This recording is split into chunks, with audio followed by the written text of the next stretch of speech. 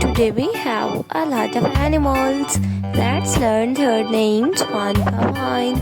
Are you ready, kids? Let's start. The first one is a tiger. This is a tiger. A tiger is a wild animal. The next animal is a polar bear. This is a polar bear.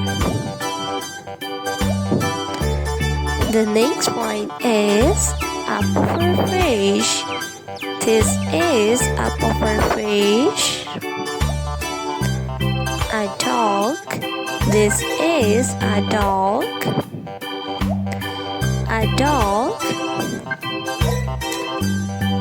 A lobster. This is a lobster. A shark. This is a shark. A ladybug.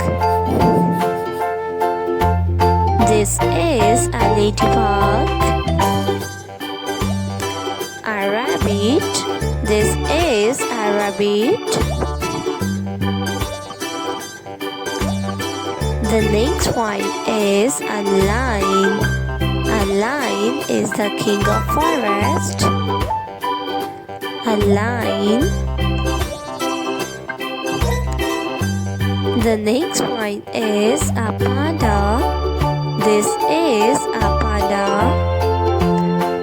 A panda is a wild animal.